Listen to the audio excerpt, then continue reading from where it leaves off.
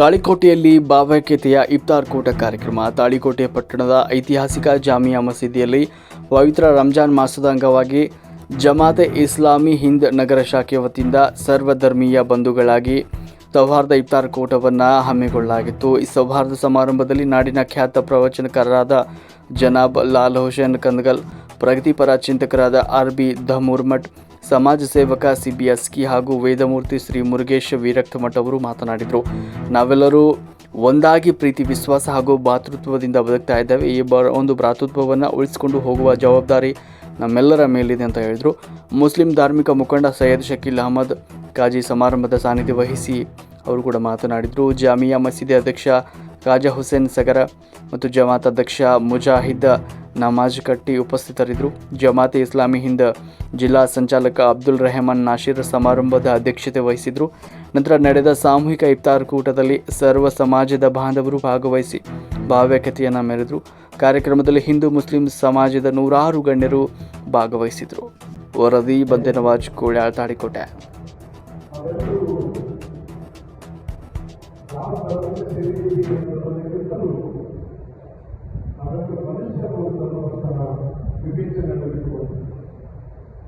ನನ್ನ ಧರ್ಮದ ಸಾಕು ಬಂದೆ ಬಸವಣ್ಣ ಹೇಳ್ತಾರೆ, ಒಂದು ಕಡೆ ತನ್ನದೇ ಧರ್ಮದ ಮೂಲ ಬೈಯ ಆಗಬೇಕು.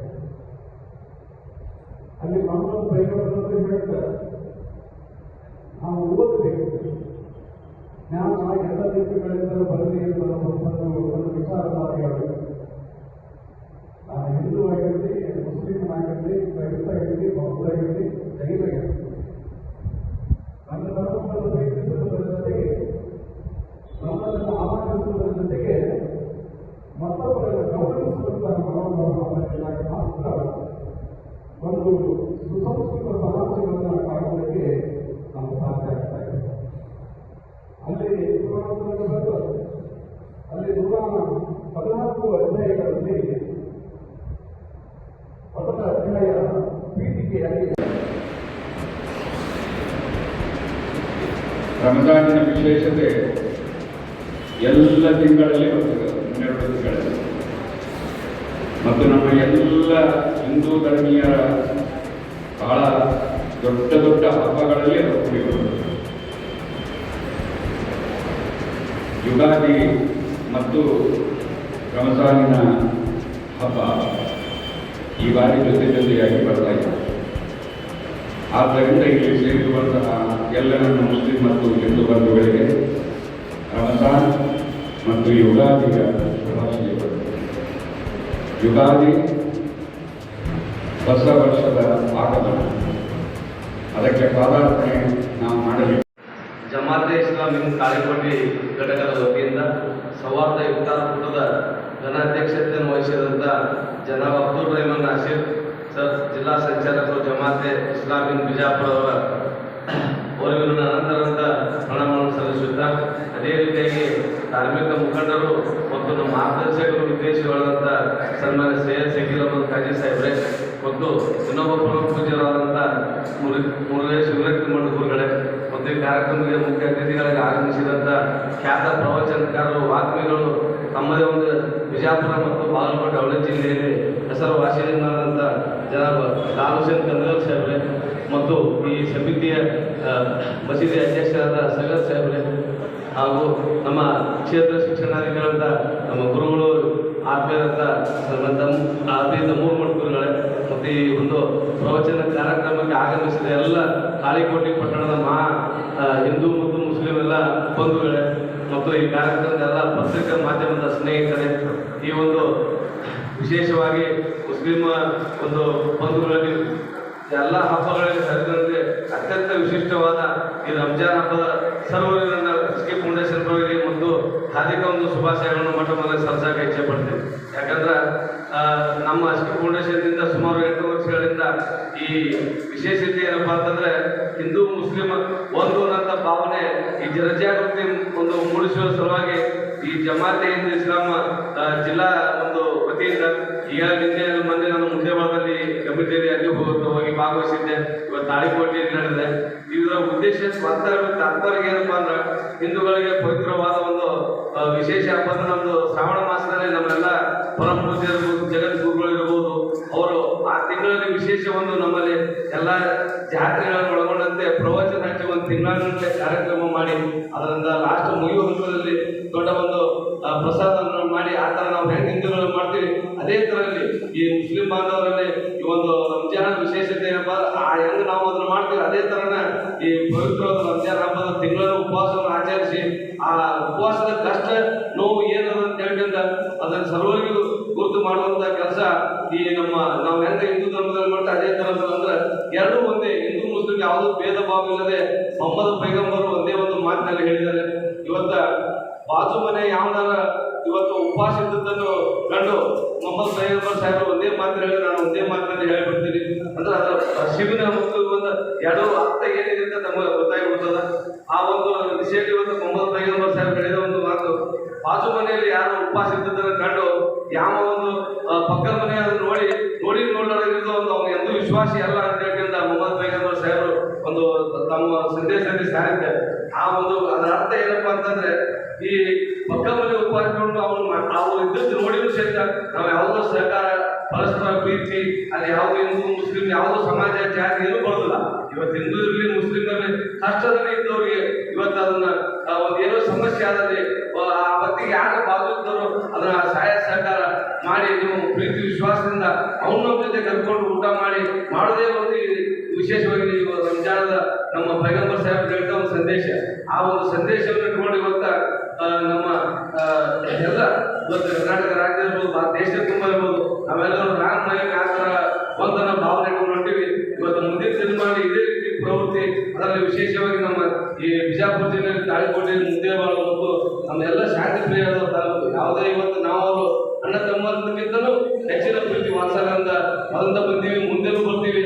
ಇವತ್ತು ಒಂದು ವಿಶೇಷ ಹೇಳಬೇಕಪ್ಪ ಅಂದ್ರೆ ಈ ಮನೆ ಹಿಂದೂ ಕಾರ್ಯಕ್ರಮ ಮಾಡಿದ್ರು ಮುದ್ದೇಬಾಳ ನಾವು ನಮ್ಮ ಮಗು ಗೊಳಸಂಗಿಯವರು ಎಲ್ಲ ಹಿಂದೂ ಸಂಘಟನೆಗಳು ಸಹಿತ ಎಲ್ಲರೂ ಕೂಡಿಕೊಂಡು ಇವತ್ತು ಎಲ್ಲ ನಮ್ಮ ಮುಸ್ಲಿಂ ಬಾಂಧವರು ಪ್ರತಿಯೊಬ್ಬರು ಬಂದು ಸಹಾಯ ಸಹಕಾರ ನೀಡಿ ಏನು ಕುಡಿಯುವಂತ ಮಾಡುವಂತ ಪ್ರವೃತ್ತಿ ಮಾಡ್ತೀವಿ. ಇದು ಒಂದು ಸೌಹಾರ್ದತೆ ಸಂಕೇತ. ಈ ಸೌಹಾರ್ದ ಇಫ್ತಾರ್ ಕೂಡ ಮಾಡೋದ ಒಂದು ಪರಿಪಾಲನೆ ಅದರ ಒಂದು ಉದ್ದೇಶ ಅಂತ ಈ ಸಂದರ್ಭದಲ್ಲಿ ಹೇಳಿ ಅದೇ ರೀತಿಯಾಗಿ ಮುಂದಿನ ದಿನಮಾನಗಳು ಸಹಿತ ಮುಂದಿನ ಪೀಳಿಗೆಗಳು ಸಹಿತ ನಾವು ನೀವೆಲ್ಲ ಒಂದರಂತ ಭಾವನೆ ಮೂಡಿಸುವಲ್ಲಿ ಈ ಸೌಹಾರ್ದ ಸಂಕೇತವನ್ನು ಜನರಿಗೆ ಸಾಮರಸ್ಯ ಅದರ ಅರ್ಥ ತಿಳಿಸಿಕೊಡುವಲ್ಲಿ ಎಲ್ಲ ವೇದಿಕೆ ಬಂದ ಎಲ್ಲ ನಮ್ಮೆಲ್ಲೂ ಲಾಲಚಂದ್ರ ಚಂದ್ರ ಸಾಹೇಬರು ಬಹಳ ನಮ್ಮನ್ನು ಉದ್ದೇಶಿಸಿ ಸುಂದರವಾಗಿ ಮಾತನಾಡುವುದಾರ. ಅದಕ್ಕೆ ನನಗೆ ಇಲ್ಲಿ ಅವಕಾಶ ಮಾಡಿಕೊಟ್ಟು ನನ್ನನ್ನು ಕರೆಸಿ ತಾವೆಲ್ಲರೂ ನನಗೆ 5 ನಿಮಿಷ ಮಾತ್ರ ಅವಕಾಶ ಮಾಡೋದು ತಮ್ಮ ವೇದಿಕೆ ಮತ್ತು ಎಲ್ಲ ಗಣ್ಯರ ಅಧ್ಯಕ್ಷರ ಆದಿಯಾಗಿ ತಮ್ಮೆಲ್ಲರಿಗೂ ಮತ್ತೊಮ್ಮೆ ವಂದಿಸಿ ರಂಜಾನ್ ಹಬ್ಬದ ಸರ್ವರಿಗೆ ಹಾರ್ದಿಕ ಶುಭಾಶಯ ಸಲ್ಲಿಸಿ ನನ್ನ ಮಾತು ಮುಗಿಸ್ತೀನಿ. ಜಯ ಜಯ ಕರ್ನಾಟಕ. ಬಹಳ ಸಂಕ್ಷಿಪ್ತವಾಗಿ ಹಾಗೂ ತಾಳಿಕೋಟೆಯ ಮುಸ್ಲಿಂ ಸಮಾಜ ಬಾಂಧವರಿಗೆ ಎಲ್ಲ ಹಿಂದೂ ಸಮಾಜ ವತಿಯಿಂದ ಧನ್ಯವಾದಗಳನ್ನು ಅರ್ಪಿಸಕ್ಕೆ ಇಷ್ಟಪಡ್ತೀನಿ. ಯಾಕಂದ್ರೆ ನಮಗೆ ಈ ಒಂದು ಸಿಹಿಯಾದ ದಿನವನ್ನು ನೀವು ಕೊಟ್ಟಿದ್ದೀರಿ.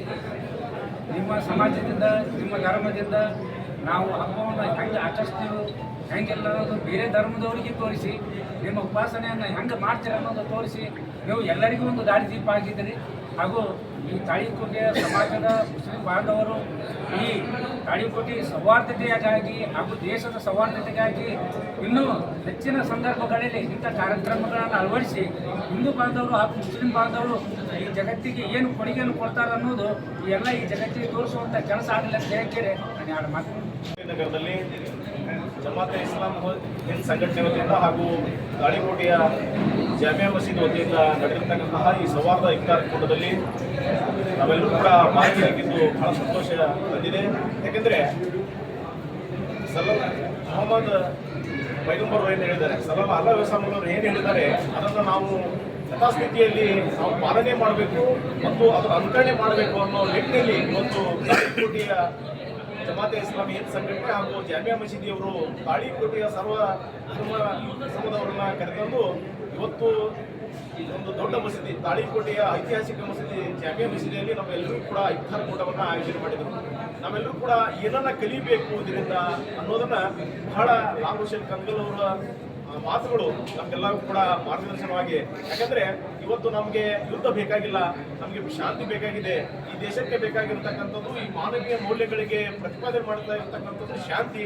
ಅದನ್ನು ನಾವೆಲ್ಲರೂ ಕೂಡ ಸಂತೋಷದಿಂದ ಅಣ್ಣ ತಮ್ಮಂದಿರಾಗಿ, ಸಹೋದರರಾಗಿ ನಾವೆಲ್ಲರೂ ಕೂಡ ಈ ದೇಶದ ಮಕ್ಕಳು, ನಾವೆಲ್ಲರೂ ಕೂಡ ಒಂದೇ ತಾಯಿಯ ಮಕ್ಕಳು ಅನ್ನೋ ನಿಟ್ಟಿನಲ್ಲಿ ನಾವೆಲ್ಲ ಬದುಕೋಣ ಅನ್ನೋ ಮಾತನ್ನ ಮತ್ತು ಅರ್ಥಪೂರ್ಣವಾಗಿರ್ತಕ್ಕಂಥ ಈ ವಿದ್ಯಾರ್ಥಿಗಳಲ್ಲಿ ಭಾಗಿಯಾಗಿದ್ದಕ್ಕೆ ನನಗೆ ಅತ್ಯಂತ ಸಂತೋಷವಾಗಿದೆ ಅಂತೇಳಿ ಈ ಸಂದರ್ಭದಲ್ಲಿ ಹೇಳಿದ್ದೆ. ಮೊಟ್ಟ ಮೊದಲ ಧನ್ಯವಾದಗಳು. ಭಾರತ ಸ್ವಾತಂತ್ರ್ಯಗೊಂಡಿದ್ದು ಶಾಂತಿಯಿಂದಲೇ.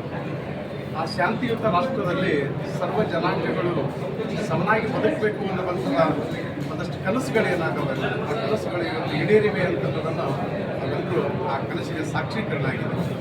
ಹಾಗಾಗಿ ಇವತ್ತು ಈ ದೇಶದಲ್ಲಿರ್ತಕ್ಕಂಥ ಎಲ್ಲ ಧರ್ಮೀಯರು, ಅದು ಕೇವಲ ಮುಸ್ಲಿಂ ಮತ್ತು ಹಿಂದೂಗಳಂತ ಅಷ್ಟೇ ಅಲ್ಲ, ಈ ದೇಶದಲ್ಲಿರ್ತಕ್ಕಂಥ ಅನೇಕ ಧರ್ಮಗಳು ಈ ದೇಶದಲ್ಲಿ ಹುಟ್ಟಿವೆ, ಈ ದೇಶದಲ್ಲಿ ಬಂದಿವೆ.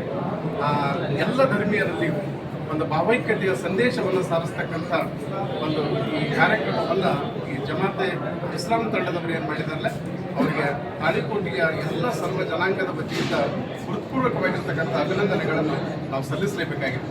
ಇವತ್ತು ಜಗತ್ತಿನಾದ್ಯಂತ ಅನೇಕ ರಾಷ್ಟ್ರಗಳು ಯುದ್ಧದ ಬಗ್ಗೆ ಆಗಲೇ ನಾವು ಮಾತನಾಡಿದ್ದೀವಿ. ಯುದ್ಧ ಮನುಷ್ಯನನ್ನು ಸರ್ವನಾಶ ಮಾಡ್ತವೆ ವಿನಃ ಅಲ್ಲಿ ಶಾಂತಿಯನ್ನು ತರೋದಕ್ಕೆ ಸಾಧ್ಯತೆ ಇಲ್ಲ. ಹಾಗಾಗಿ ನಾವು ಎಲ್ಲರೂ ಶಾಂತಿಯಿಂದ ಬದುಕೋಣ. ಈ ದೇಶದಲ್ಲಿರ್ತಕ್ಕಂಥ ಸಮಗ್ರ ಪ್ರಜೆಗಳು ಶಾಂತಿಯ ದಾರಿಯನ್ನು ನಾವೆಲ್ಲರೂ ಹಿಡಿಯೋಣ ಅಂತನ್ನುವಂಥ ಮಾಹಿತಿಯನ್ನು ನಾವೆಲ್ಲರೂ ಹಂಚಿಕೊಳ್ತಾ ನಾವು ಆ ದಾರಿಯೊಳಗೆ ನಾವೆಲ್ಲರೂ ನಡೆಯೋಣ ಅಂತನ್ನುವಂಥ ನಿಟ್ಟಿನಲ್ಲಿ ಇವತ್ತೇನು ಈ ಕಾರ್ಯಕ್ರಮ ಸಾಕ್ಷಿಯಾಗಿದೆ, ಅದಕ್ಕೆ ಮಗದೊಮ್ಮೆ ಅಭಿನಂದನೆಗಳನ್ನು ಸಲ್ಲಿಸಿ ನಾನು ಹೇಳ್ಕೊಳ್ತೇನೆ.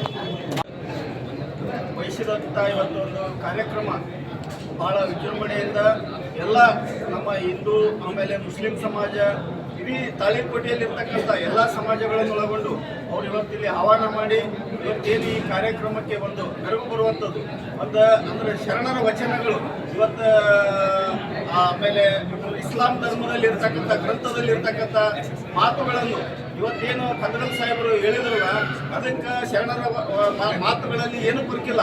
ಈಗ ನಾವೇ ವೈಯಕ್ತಿಕ ಇಲ್ಲಿ ಎಲ್ಲರೂ ಏನು ಮಾಡ್ತೀವಿ ಅಂತಂದ್ರೆ ವೈಯಕ್ತಿಕ ದ್ವೇಷಗಳನ್ನು ಬೆಳೆಸ್ಕೊತ ಹೊಂಟೀವಿ. ಆದ್ರೆ ಆ ಅರ್ಥದಲ್ಲಿ ಆ ಪುಸ್ತಕದಲ್ಲಿ ಏನಿದೆ ಅನ್ನೋದು ಅರ್ಥ ಮಾಡಿಕೊಂಡು ನಮ್ಮ ಹಿಂದೂ ಪುಸ್ತಕದಲ್ಲಿ ನಮ್ಮ ಸಮಾಜದ ಬಸವಣ್ಣನ ವಚನಗಳಲ್ಲಿ ಕಳಬೇಡ, ಕೊಲಬೇಡ, ವಿಷಯ ನುಡಿಯಲು ಬೇಡ, ಮುನಿಯ ಬೇಡ, ಅನ್ಯರ ಕಂಡು ಅಸಹ್ಯ ಪಡಬೇಡ, ತನ್ನ ಬಣ್ಣಿಸಬೇಡ, ಇದು ಹೊಡೆಯಲು ಬೇಡ, ಇದೇ ಅಂತರಂಗ ಶುದ್ಧಿ ಅಂತ ಇಂದು ಬಸವಣ್ಣವರು ಯಾವಾಗ 12ನೇ ಶತಮಾನದಾಗ ಹೇಳ್ಯಾರ. ಅದೇ ಮಾತುಗಳು ಇವತ್ತು ಒಂದು ಗ್ರಂಥದೊಳಗೆ ಅದಾವ. ಎಲ್ಲ ಗ್ರಂಥದೊಳಗೆ ಬರುವ ಅವೇ ಮಾತುಗಳು. ಯಾರು ಮತ್ತೊಬ್ಬರನ್ನ ಅನ್ಯಾಯ ಮಾಡಬೇಡ್ರಿ, ಇನ್ನೊಬ್ಬರಿಗೆ ದ್ವೇಷಿಸಬೇಡ್ರಿ, ಇನ್ನೊಬ್ಬರಿಗೆ ಕೊಲ್ಲಬೇಡ್ರಿ, ಇನ್ನೊಬ್ಬರನ್ನ ಅಂದ್ರೆ ಕೆಳಗಾಗಿ ನೋಡುವಂಥದ್ದು, ಇದು ಎಲ್ಲ ಒಂದು ಹಿಂದುತ್ವದಲ್ಲಿನೂ ಅದೇ ಮಾತದಾವ, ಮುಸ್ಲಿಂ ಧರ್ಮದಲ್ಲಿಯೂ ಅದೇ ಮಾತದಾವ. ಆ ಮಾತುಗಳನ್ನು ನಾವೆಲ್ಲರೂ ಕಲಿಸಿದ್ರೆ ನಮ್ಮ ದೇಶ ಸುಭಿಕ್ಷವಾಗಿ, ನಮ್ಮ ಊರು ಸುಭಿಕ್ಷವಾಗಿ, ನಮ್ಮ ರಾಜ್ಯ ಸುಭಿಕ್ಷವಾಗಿ, ಎಲ್ಲರೂ ಅಣ್ಣ ತಮ್ಮಂದಿರಾಗಿ ಬದುಕ್ತೀವಿ ಅಂತೇಳಿ ನನ್ನ ಎರಡು ಮಾತುಗಳು ಮುಗಿಸ್ತೀನಿ. ಕಮಿಟಿ ವತಿಯಿಂದ ಇವತ್ತಿನ ಈ ಶುಭ ಸಂಜೆಯಲ್ಲಿ ಇಫ್ತಾರ್ ನೇತೃತ್ವವನ್ನು ವಹಿಸಿಕೊಂಡು ಎಲ್ಲ ಧರ್ಮಗುರುಗಳನ್ನ ಒಳಗೊಂಡು ಸೋದರರಾದ ಕಣಗಲ್ ಅವರು ಬಹಳ ಮಾರ್ಮಿಕವಾದ ವಿಚಾರಗಳನ್ನು ನಮ್ಮ ಎದುರಿನಲ್ಲಿ ಇಟ್ಟಿದ್ದಾರೆ. ಅವರ ಅಭಿಪ್ರಾಯದಂತೆ ನಡೆದರೆ ಇಡೀ ದೇಶ ಸುಭಿಕ್ಷವಾಗಿರ್ತದೆ. ಎಲ್ಲರೂ ಸೋದರತ್ವ ಭಾವನೆಯಿಂದ ನಾವು ಬಾಳಬೇಕಾಗುತ್ತೆ. ಅದನ್ನು ನಾವು ಈ ಒಂದು ಇಫ್ತಾರ್ ಕೂಟ ಸಾರ್ಥಕ ಆಗುತ್ತೆ. ನಾವೆಲ್ಲರೂ ಬಾಯಿಯಾಗಿ ಸಮಾಜವನ್ನು ಮುನ್ನಡೆಸಬೇಕಾಗಿದೆ. ಮುಂದಿನ ಪೀಳಿಗೆಗೆ ನಾವು ಒಳ್ಳೆಯ ಮಾರ್ಗದರ್ಶಕರಾಗಿ ಇವತ್ತು ನಾವು ಸಮಾಜದ ಮುನ್ನಡೆಸ್ತಕ್ಕಂಥ ಕೆಲಸ ಮಾಡಬೇಕಾಗಿದೆ. ಈ ಸಮಾಜವನ್ನು ಕಟ್ಟುವಂಥ ಕೆಲಸ ಮಾಡಬೇಕಾಗಿದೆ. ಈ ಬೇರೆ ದೇಶಗಳಲ್ಲಿ ಯುದ್ಧಗಳ ವಿಚಾರ ತಮ್ಮೆದುರಿಗೆ ಹಂಚಿಕೊಂಡ್ರು. ಅದರಿಂದ ಏನನ್ನು ಸಾಧಿಸಬಹುದು? ನಾವು ನಮ್ಮನ್ನು ನಾವೇ ಬೆಳೆದು ನಮ್ಮನ್ನು ನಾವೇ ವಿನಾಶಕ್ಕೆ ಹೋಗಿ ನಮ್ಮನ್ನು ನಾವೇ ವಿನಾಶರಾಗಿ ಈ ಭೂಮಿ ಮೇಲೆ ಇರುವಂಥ ಪರಿಸ್ಥಿತಿ ಆಗುತ್ತೆ. ಅದರಿಂದ ಅನೇಕ ಮಕ್ಕಳು, ಮಹಿಳೆಯರು, ಈ ಸಮಾಜದ ಕಣ್ಮರೆಯಾದಂಥ ಎಲ್ಲ ಮಕ್ಕಳನ್ನು ನಾವು ಬಲಿ ತೆಗೆದುಕೊಂಡು ಏನನ್ನು ಸಾಧಿಸಲಿಕ್ಕೆ ಸಾಧ್ಯ ಇದೆ. ಇವತ್ತು ಭವಿಷ್ಯದ ಮುಂದಿನ ದಿನಗಳಲ್ಲಿ